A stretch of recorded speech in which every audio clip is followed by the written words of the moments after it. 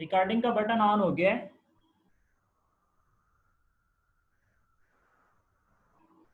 आज हमारा जो टॉपिक है वो गाजिस लॉ की थर्ड एप्लीकेशन है, जिसकी मैं सबसे पहले यहाँ पे हेडिंग लिख देता हूँ। Electric intensity between two oppositely charged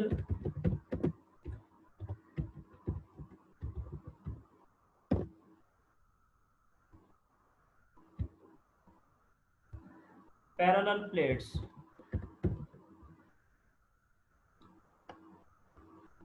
दो एप्लीकेशंस हमने पहले पढ़ ली हैं, गाजिस लॉ की, और ये थर्ड वाली एप्लीकेशन है जिसमें हमने इलेक्ट्रिक फील्ड इंटेंसिटी को फाइंड करना है दो अपोजिटली चार्ज्ड पैरेलल प्लेट्स में से। मैंने आपको बताया था गाजिस लॉ की मदद से इलेक्ट्रिक फील्ड इंटेंसिटी फाइंड करने के लिए हम 3 पॉइंट्स जो हैं वो फॉलो करते हैं। सबसे पहला पॉइंट हमने क्या करना होता है, हमने फ्लक्स कैलकुलेट करना है। नंबर 2 पे हमने चार्ज इनक्लोज की वैल्यू को फाइंड करना है, और नंबर 3 पे हमने गाजिस लॉ को अप्लाई करके इलेक्ट्रिक फील्ड इंटेंसिटी की वैल्यू को फाइंड कर लेना है। जो लास्ट लेक्चर था हमारे पास, उसमें हमने क्या किया था कि हमारे पास एक इनफाइनाइट शीट ऑफ चार्ज थी, और उस शीट ऑफ चार्ज की मदद से हमने इलेक्ट्रिक फील्ड इंटेंसिटी को फाइंड किया। और उस एप्लीकेशन में जो गॉसियन सरफेस ली थी, वो गॉसियन सरफेस हमारे पास थी सिलेंड्रिकल। जो पहली एप्लीकेशन थी जिसमें हमने एक चार्ज्ड हालो स्फीयर में इलेक्ट्रिक फील्ड इंटेंसिटी को फाइंड किया था, तो हमने गॉसियन सरफेस जो है वो एक हालो स्फीयर ले लिया था। मैंने आपको बताया था कि गॉसियन सरफेस जो है वो किसी भी शेप की हम ले सकते हैं, लेकिन हमने गॉसियन सरफेस उस शेप की लेनी है जिस शेप में इलेक्ट्रिक फ्लक्स को हम इजीली कैलकुलेट कर सकें। तो आज हमारे पास जो टॉपिक है वो आपको नाम से जाहिर हो रहा है कि हमारे पास अपोजिटली चार्ज्ड पैरेलल प्लेट्स हैं, और उसने किताब के ऊपर लिखा हुआ है कि ये जो पैरेलल प्लेट्स हैं ना, ये इनफाइनाइट तक हैं, मतलब बहुत लेंथ है इनकी, ये इनफाइनाइट डिस्टेंस तक फैली हुई हैं। तो जिस तरह कल उसने बताया था कि हमारे पास एक इनफाइनाइट शीट ऑफ चार्ज है, तो हमने उस इनफाइनाइट शीट ऑफ चार्ज का एक फाइनाइट पोर्शन लिया था। उसी तरह आज भी ये दो जो पैरेलल प्लेट्स हैं वो इनफाइनाइट लेंथ रखती हैं, तो हम क्या करेंगे, उसकी फाइनाइट जो पोर्शन है उसको यहाँ पर डिस्क्राइब करेंगे। तो मैं यहाँ पे ड्रा करने लगा हूं दो पैरेलल प्लेट्स।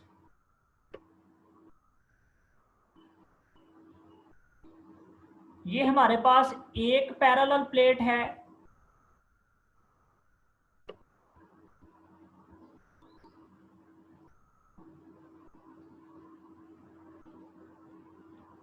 और ये दूसरी पैरेलल प्लेट है।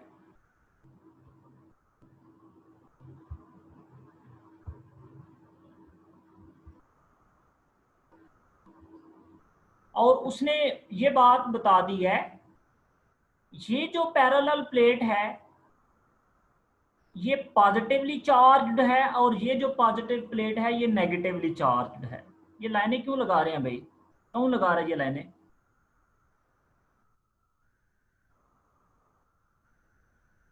और जो यहाँ पे चार्ज है, इस पैरेलल प्लेट की इनर सरफेस पे जो चार्ज है उसकी वैल्यू मैं यहाँ पे लिखने लगा हूं कि ये पॉजिटिव है,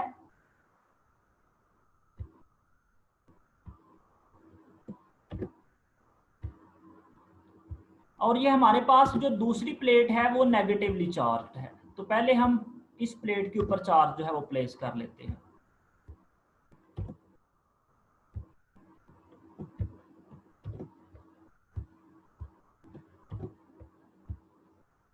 सिमिलरली दूसरी प्लेट के ऊपर जो चार्ज है वो नेगेटिव है,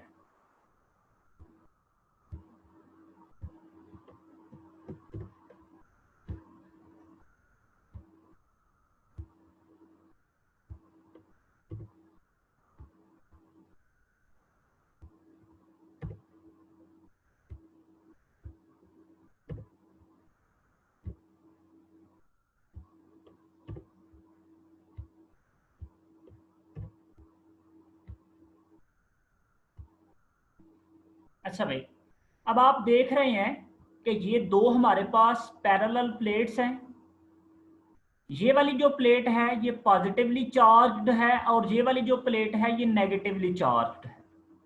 और आपको पता है दो पैरेलल प्लेट्स के दरमियान में जो इलेक्ट्रिक फील्ड है वो कहाँ से स्टार्ट होती है, फ्रॉम पॉजिटिव प्लेट, और कहाँ पे खत्म होती है, टू नेगेटिव प्लेट। तो यहाँ पे मैं इलेक्ट्रिक फील्ड लाइंस जो है वो ड्रा करने लगा हूँ।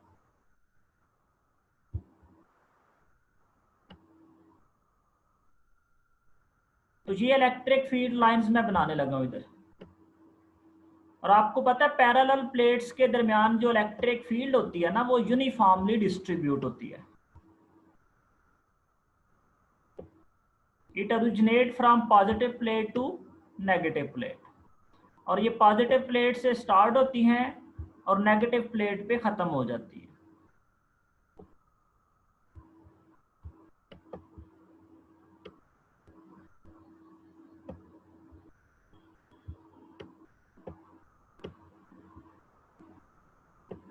ये मैंने इलेक्ट्रिक फील्ड को ज़ाहिर कर दी है। ये दो पैरेलल प्लेट्स हैं। ये वाली प्लेट जो है ये इसकी जो इनर साइड है वो पॉजिटिवली चार्ज्ड है, और ये वाली जो प्लेट है इसकी जो इनर साइड है वो नेगेटिवली चार्ज्ड है। ये ग्रीन लाइनें जो हैं ये इलेक्ट्रिक फील्ड को ज़ाहिर करती हैं जो पॉजिटिव से नेगेटिव प्लेट की तरफ है। अब क्वेश्चन में उसने ये पूछा है कि आपने क्या करना है, आपने ये जो पैरेलल प्लेट्स के दरमियान में जगह है जिसको हम वैक्यूम का नाम देते हैं, आपने इन दोनों प्लेट्स के दरमियान इलेक्ट्रिक फील्ड इंटेंसिटी को फाइंड करना है। तो आपको ये बात तो क्लियर है, इलेक्ट्रिक फील्ड इंटेंसिटी को फाइंड करने के लिए हम एक गॉसियन सरफेस इमेजिन करते हैं।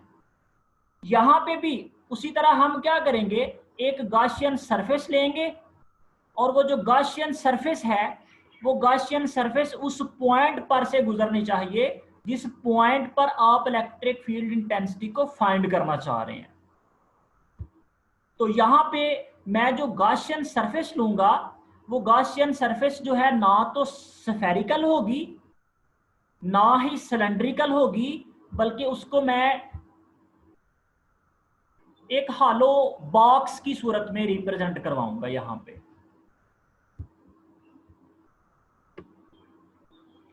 ये मैंने एक गॉसियन सरफेस ले ली है, ये जो ब्लू लाइन अभी लगाई है ये मैंने एक हालो बॉक्स ले ली है।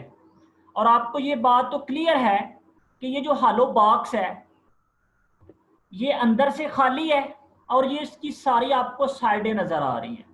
और ये भी बात आपको पता है कि जो गॉसियन सरफेस है वो 3 डिमेंशनल होती है। आपको किताब के ऊपर जो डायग्राम्स नजर आती हैं या अभी आपको जो स्क्रीन पर डायग्राम नजर आ रही है ना, ये बेसिकली 2 डिमेंशनल है, इसलिए हमें वो बॉक्स जो है वो 3 डिमेंशनल में नजर नहीं आ रहा। तो इसको मैं थोड़ा सा साइड पे ड्रा करके इसकी जो कैलकुलेशन है उसको हम कैलकुलेट करने की कोशिश करते हैं। देखिएगा जरा, ये जो बॉक्स है ना जो मैंने आपके सामने प्लेट्स के अंदर ड्रा किया है उसको अभी यहाँ पे 3 डिमेंशनल में थोड़ा ड्रा करने लगा हूँ।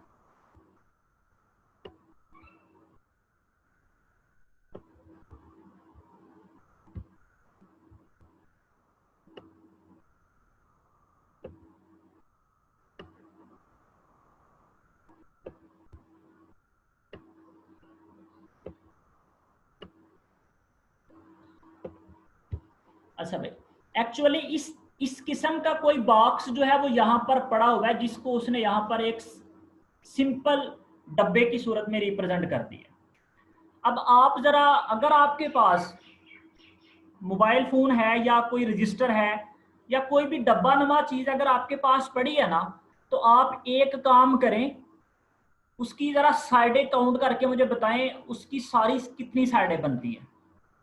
कोई एक स्टूडेंट जो है वो, आपके पास अगर रजिस्टर है तो रजिस्टर की मुझे सारी साइडें काउंट करके बताएं कितनी बनती हैं, फिर उसकी मैंने यहाँ पे नंबरिंग करनी है इस बॉक्स के ऊपर उस लिहाज से। कितनी बनती है? 6 साइडें बनती हैं, यानी एक फ्रंट और बैक की, एक टॉप और डाउन की, एक लेफ्ट और राइट की, ऐसी बात है। अब मैं जरा यहां पे ना मार्किंग कर लेता हूं, देखिएगा जरा। एक ये वाली साइड है राइट वाली, एक ये वाली साइड है लेफ्ट वाली, एक ये वाली साइड है टॉप वाली, एक ये वाली साइड है बॉटम वाली। अब आप देखें दो साइडें बच गई हैं, एक फ्रंट वाली और एक बैक वाली। यहाँ पे ये चूंकि मैं यहाँ पे नंबर जो लगाऊंगा ना, ये 5 है, और आपको पता है 5 के जो बिल्कुल पीछे होगा ना जगह, जो पीछे वाली साइड होगी, तो वो क्या बन जाएगी, इसको मैं यहाँ पे लिख रहा हूँ, वो हमारे पास बन जाएगी जी 6 बन जाएगी। अच्छा, मुझे कोई बच्चा बता दे, अगर किसी बच्चे को कोई कंफ्यूजन है इसकी साइडें काउंट करने में, तो मैं उसको क्लियर करवा दूं। क्लियर हो गया? अगर किसी बच्चे को अगर कंफ्यूजन है तो बता दे, अगर क्लियर है तो फिर ठीक है। क्यों भाई? सर क्लियर है। क्लियर है। अब जरा देखिए, जिस तरह यहाँ पे इलेक्ट्रिक फील्ड लाइंस है ना, उसी तरह मैं यहां पर भी इलेक्ट्रिक फील्ड लाइंस ड्रा करने लगा हूं।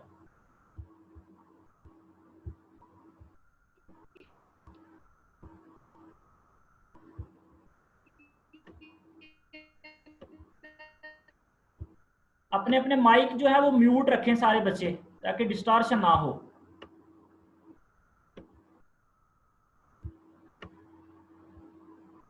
अपनी अपनी बुक्स आपके पास पढ़ी हैं? जी सर। अगर आप जो सेकंड वाली डायग्राम है इसी टॉपिक की, उसको खोलें जरा, तो आपको नजर आएगा कि वो जो डायग्राम है वो इस तरह की नहीं है, वो डायग्राम कुछ चेंज है। जो मैंने यहाँ पर अभी बनाने लगा ना, जो इधर, वो कुछ इस तरह की है।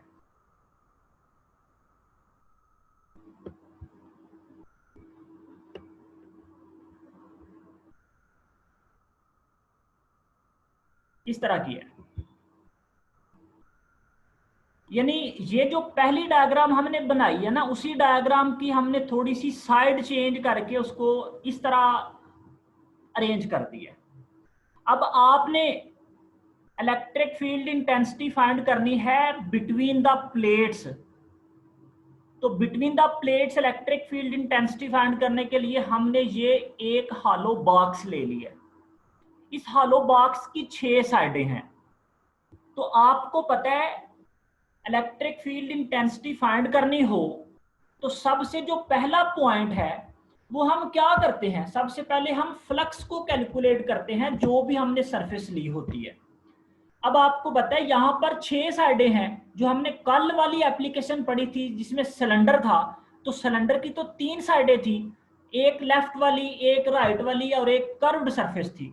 तो हमने लेफ्ट साइड का भी फ्लक्स कैलकुलेट किया, राइट साइड का भी फ्लक्स कैलकुलेट किया, कर्व्ड सरफेस का भी फ्लक्स कैलकुलेट किया, फिर सबको ऐड अप कर दिया तो हमारे पास टोटल फ्लक्स आ गया। सिमिलरली इसकी 6 साइडें हैं, तो हमें क्या करना है, हर एक साइड का अलग अलग फ्लक्स कैलकुलेट करना है, और फिर जब सारी साइडों का फ्लक्स आप लोग कैलकुलेट कर लेंगे, उन सब फ्लक्स को ऐड करेंगे तो हमारे पास इस पूरे बॉक्स का फ्लक्स आ जाएगा। जरा गौर कीजिएगा, यहाँ पे मैं वेक्टर एरियाज ड्रॉ करने लगा हूं, क्योंकि आपको पता है जो फ्लक्स है, फ्लक्स किसके बराबर होता है, E dot A. E electric field है और ए वेक्टर एरिया है। सबसे पहले मैं साइड नंबर 1 को लूंगा यहाँ पे, और उसका वेक्टर एरिया जो है वो ड्रॉ करूंगा। आपको पता है, ये कलर थोड़ा सा चेंज कर लेते हैं।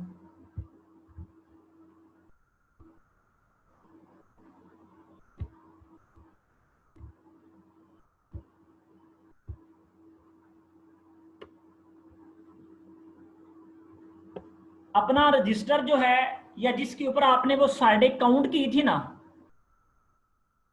उसके ऊपर आप देखें ये जो मैंने लाइन ड्रॉ की है, ये उस सरफेस के परपेंडिकुलर है कि नहीं है?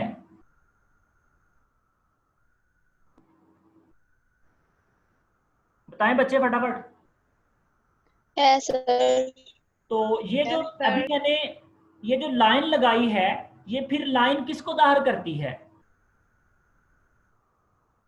वेक्टर एरिया को। वेक्टर एरिया को, शाबाश। तो यहां पर ये मैंने लिख दिया ए, ये वेक्टर एरिया है। और ये जो मैंने नीचे की तरफ लाइन लगाई हुई है ना, ये क्या चीज है भला, आपको पता है? ये वाली इलेक्ट्रिक लाइन, फील्ड। ये इलेक्ट्रिक फील्ड है।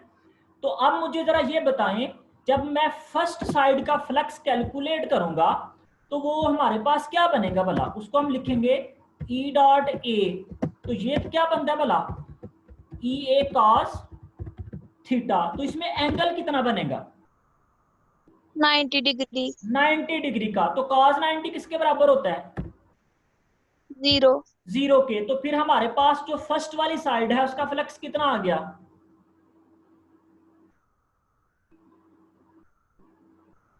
0 के बराबर आ गया। सिमिलरली अब मैं सेकंड वाली जो साइड है उसके ऊपर भी परपेंडिकुलर ड्रा करने लगा हूं। ये नजर आया? ये उसका वेक्टर एरिया है। तो सेकंड वाली साइड का जो फ्लक्स है वो किसके बराबर आ जाएगा? उसमें भी यहां पे मैं लिखूंगा 0। फ्लक्स 2 जो है वो भी हमारे पास ई ए कॉस थीटा आएगा। तो थीटा इसमें भी 90 है। तो आप क्या करेंगे, इसमें भी cos 90 की जगह 0 लगाएंगे तो हमारे पास इसका भी फ्लक्स क्या आ जाएगा? 0। अब 0। फ्लक्स 3 आपने फाइंड करना है। थर्ड वाली साइड किधर है? ये टॉप वाली मैंने रखी हुई है। आपको ये बात यहां पर याद रखनी है इस थर्ड वाले पॉइंट के लिए। याद रखिएगा, ये वाली डायग्राम देखें जरा, ये वाली। इस डायग्राम में क्या है कि ये जो लाइन है ना ब्लू वाली, ये प्लेट के अंदर से पास कर रही है, अंदर से पास कर रही है ना। जी सर। और हमने ये पढ़ा हुआ है, पहली एप्लीकेशन में पढ़ा था हमने कि कोई भी जो मेटल बॉक्स है ना, ये जो प्लेट है ये मेटल बॉक्स है बेसिकली एक। कोई भी जो मेटल बॉक्स है उस मेटल बॉक्स के अंदर जो इलेक्ट्रिक फील्ड है वो तो 0 होती है, क्योंकि उसकी सरफेस पे सारे का सारा चार्ज डिस्ट्रीब्यूट होता है। तो थर्ड वाली साइड का जो फ्लक्स है इसका फॉर्मूला क्या है? ई ए। यहां पर आपने एंगल अभी लिखना ही नहीं है, क्यों भला? या आप इसको लिख ही दें, ई ए कॉस थीटा। इसमें अगर आप देखें तो वेक्टर एरिया में यहां पर चलें ड्रा कर देता हूं ताकि कंफ्यूजन ना आपको हो। वेक्टर एरिया तो अपवर्ड में बनेगा, तो वो तो इलेक्ट्रिक फील्ड के साथ एंटी पैरेलल है, तो 180 का एंगल बना रहा है। लेकिन आपने ये बात यहां पर याद रखनी है कि ये हमारे पास जो थर्ड वाली साइड है, ये जो मेटल प्लेट है ना इसके अंदर से पास कर रही है। जब इसके अंदर से पास करेगी तो फिर आपको पता है इन साइड द प्लेट ई की वैल्यू कितनी होती है? 0। तो यहां पे मैं लिख रहा हूं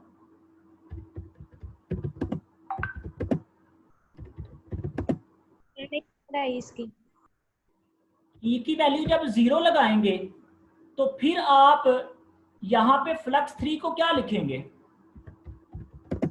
फ्लक्स 3 हमारे पास क्या आ जाएगा? ई की जगह 0 जब लिखेंगे तो जब ई हमारे पास 0 आ जाएगा तो फिर भी ये सारे का सारा जो रिजल्ट है वो किसके बराबर आएगा? 0 के बराबर है। अब देखें जरा, ये जो फोर्थ वाली साइड, आवाज नहीं आ रही भाई? दोबारा बता दें, रिपीट कर दें। सर फ्लक्स 3 की समझ नहीं आई। मैंने आपको बताया है, ये वाली डायग्राम नजर आ रही है जो पहले बनाई हुई है? जी बोले सर। बेटा। जी सर। आप देख रहे हैं यही साइड जो है यहाँ पर, ये वाली साइड ड्रा करी है, जो ये जो लाइन पास की है ना प्लेट के अंदर से, इस डायग्राम में वो थर्ड वाली साइड को रिप्रेजेंट कर रही है। क्लियर है कि नहीं?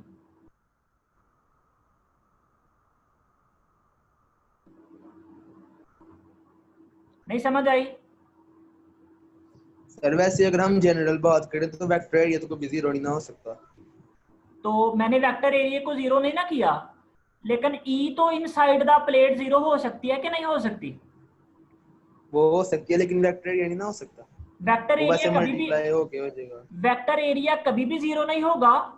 ई की वैल्यू 0 है क्योंकि ये जो हमारी साइड है ना, जो हमने हालो बॉक्स लिया हुआ है, हालो बॉक्स की जो थर्ड वाली साइड है वो मेटल प्लेट के अंदर से पास हो रही है, इस वजह से यहाँ पर ई की वैल्यू 0 है। तो जब ई की वैल्यू 0 आएगी तो हमारे पास जो थर्ड वाली साइड का फ्लक्स है वो किसके बराबर आ जाएगा? 0 के बराबर आएगा। अब आपने फोर्थ वाली साइड का फ्लक्स कैलकुलेट करना है। जरा देखिएगा भाई, इसका भी मैं वेक्टर एरिया यहां पे ड्रा करने लगा हूं। तो ये हमारे पास वेक्टर एरिया बन गया फोर्थ वाली साइड का। तो इसका क्या फार्मूला बनेगा आपके पास? इसको हम लिखेंगे यहां पे ई डॉट ए, तो ये बन जाएगा ई ए कॉस थीटा।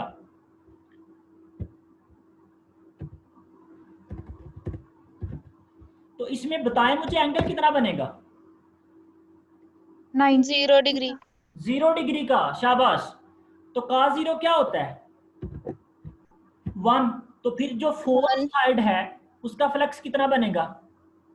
ई ए के बराबर आएगा। ए। अब जो पांचवी साइड का फ्लक्स है वो किसके बराबर आएगा? वो आपने मुझे खुद बताना है, फटाफट बताएं जरा। 0। कैसे भला?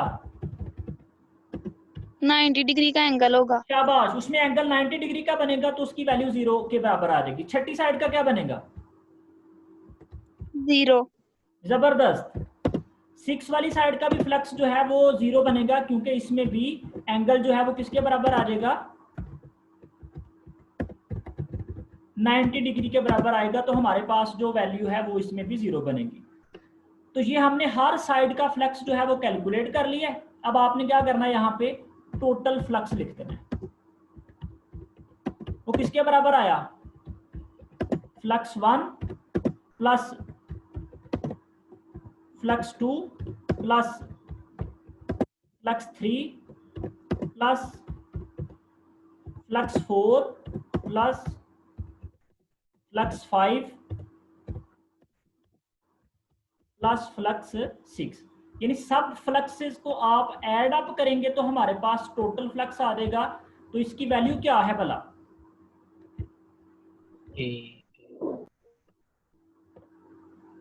इसमें हमारे पास इसका रिजल्ट आ जाएगा ई ए के बराबर आ जाएगा। अच्छा भाई, पहला पॉइंट हमारा क्लियर हो गया कि हमने फ्लक्स जो है वो कैलकुलेट कर लिया। सेकंड वाले पॉइंट पे आपने क्या करना था? सेकंड वाला स्टेप हमारा ये था कि हमने चार्ज इनक्लोज की वैल्यू को फाइंड करना है। तो चार्ज इनक्लोज्ड हम फाइंड करते हैं। कल मैंने आपको बताया था कि जो चार्ज पर यूनिट एरिया होता है वो किसके बराबर होता है? Surface charge density. जबरदस्त। चार्ज पर unit area is equal to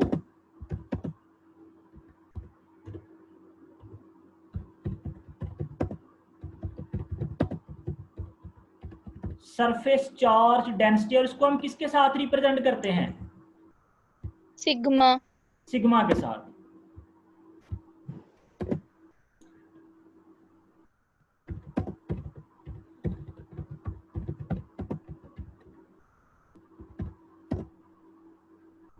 वो सिंबल मैं यहां पे लगा देता हूं।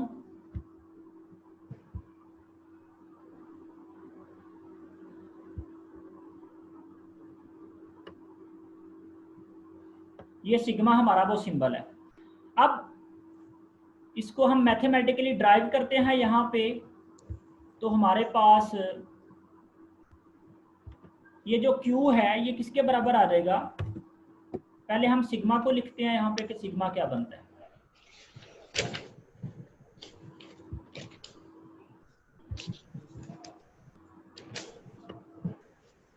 सिग्मा बेसिकली क्या होता है? Q ओवर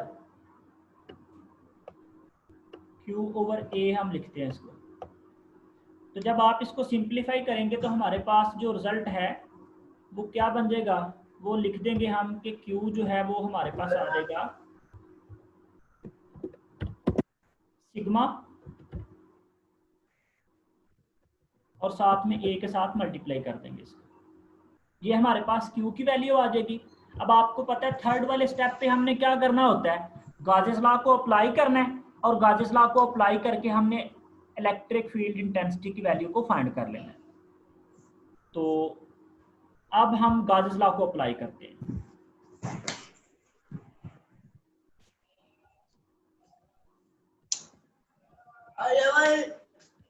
अपने माइक म्यूट करें भाई। टोटल फ्लक्स किसके बराबर पड़ा हुआ है, 1 ओवर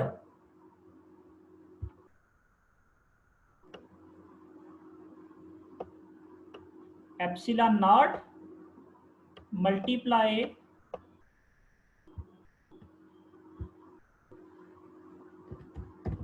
टोटल चार्ज इनक्लोज्ड। तो टोटल फ्लक्स की आपने क्या वैल्यू पढ़ी है, ई ए, ये हमारे पास क्या आ जाएगा, 1 over epsilon multiply total charge किसके बराबर आपने पढ़ा है, सिग्मा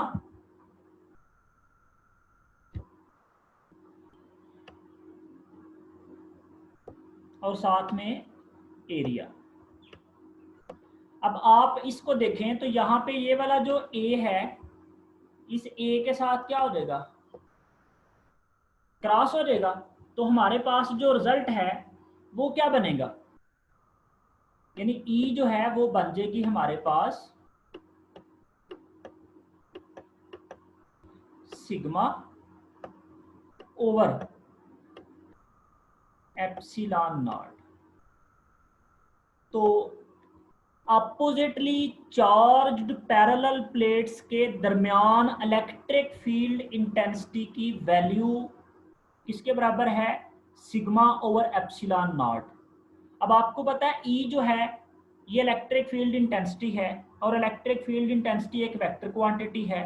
तो जब आप इसको वेक्टर फॉर्म में लिखेंगे तो फिर क्या बनेगा,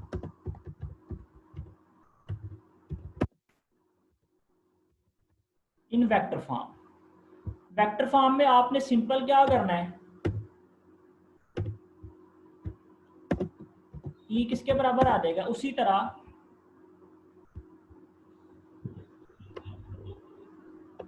सिग्मा ओवर एप्सिलॉन नॉट, इसके साथ सिर्फ और सिर्फ आपने यूनिट वेक्टर आर जो है वो लगा देना है। और यहाँ पे मैं लिखने लगा हूं कि ये जो आर है ये क्या है, आर जो है ये यूनिट वेक्टर है और ये डायरेक्शन बताता है किसकी, इलेक्ट्रिक फील्ड की, और वो किधर से किधर है, from positive plate to negative plate. एक बात इसमें याद रखिएगा, ये हमने फार्मूला ड्राइव कर लिया है, तो इस फार्मूले में सिग्मा जो है ये सरफेस चार्ज डेंसिटी है और एप्सिलॉन जो है ये मीडियम है।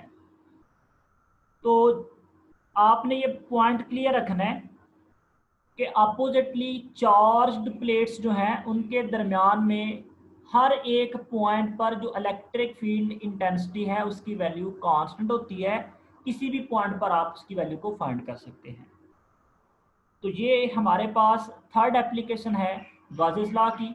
तो गाजेस लॉ की आपकी बुक के ऊपर उसने 3 एप्लीकेशंस बताई हैं और वो तीनों ही हमने मैथमेटिकली भी ड्राइव कर ली हैं और उनको फिजिकली अंडरस्टैंड करने की भी कोशिश की है। अब अगर किसी बच्चे का इस एप्लीकेशन में कोई क्वेश्चन है तो वो डिस्कस कर सकता है। हमारे पास 1.5 मिनट का टाइम है मीटिंग एंड होने में। किसी बच्चे का कोई क्वेश्चन है तो वो पूछ सकता है।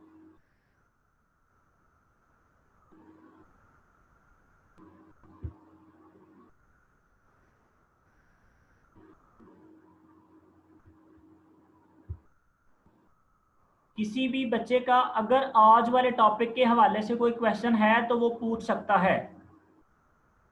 सर जब पेपर में लॉन्ग आएगा तीनों इकट्ठी एप्लीकेशन आएंगी। पेपर में जब लॉन्ग आएगा तो एक एप्लीकेशन वो आपसे पूछेगा, तीनों नहीं पूछेगा।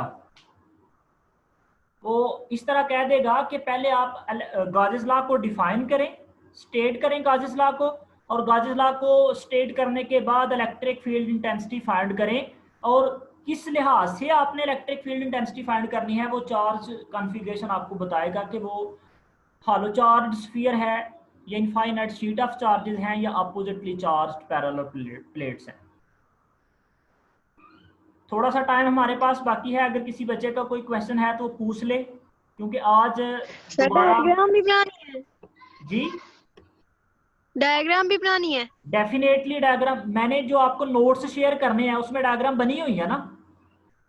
जी सर। तो जितनी डायग्राम्स नोट्स के अंदर बनी हुई हैं, जो कुछ नोट्स में लिखा हुआ है, आपने वो सारे का सारा सेम एज करना है जब नीड करना है उसको। तो जी सर। आज सेकंड मीटिंग नहीं होगी, अगर किसी बच्चे का कोई क्वेश्चन है तो अभी पूछ ले, अगर मीटिंग एंड हो गई तो फिर आप ग्रुप में भी पूछ सकते हैं।